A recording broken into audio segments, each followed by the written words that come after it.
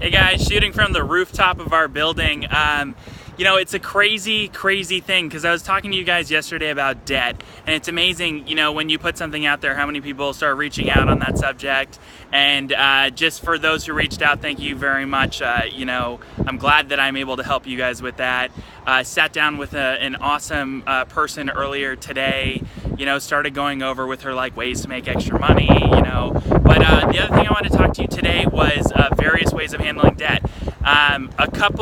There are different strategies, and the reason there's different strategies is you've got so many different elements that are involved. How much money you make, what kind of job do you have, how's your credit, what actually is involved in a credit score. A lot of people don't know things like that, and all of them play parts in it. So credit score, just so you can think of it, it's totally an arbitrary system. It's something based on rules really that the credit card company puts in place.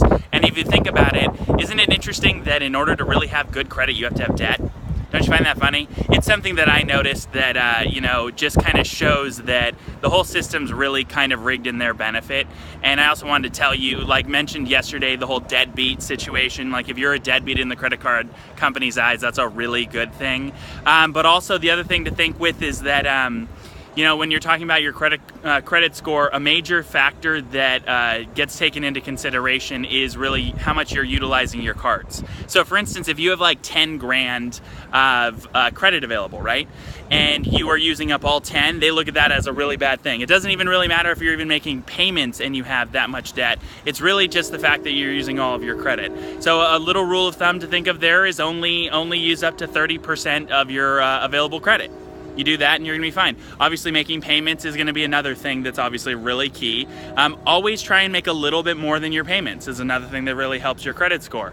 The things that really show up the best is you have to have a bit of history, and if that history is good, that'll help.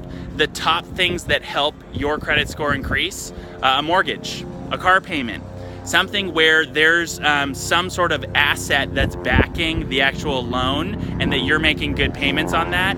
And especially with how easy it used to be to get a loan for a home, it wasn't as big of a thing. But now today, if you are able to get a mortgage, it shows them that you're in a good financial position. So good payments on a mortgage is a good thing that helps with that.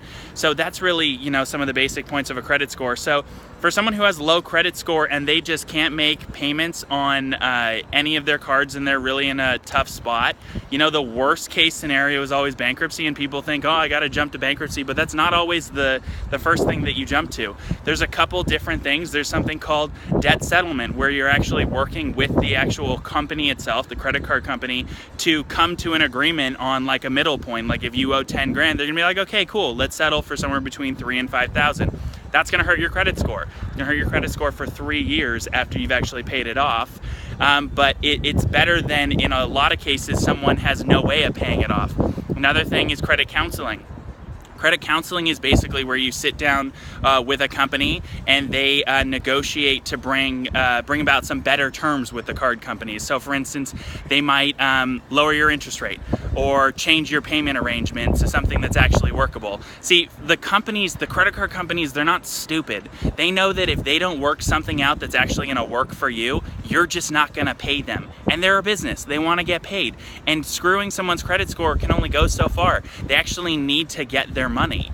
So just realize that there are other options there. And also, honestly guys, know what your credit score is. If you've got like an 800 credit score and you're paying 25% on any kind of a debt, you just don't know what options are available to you.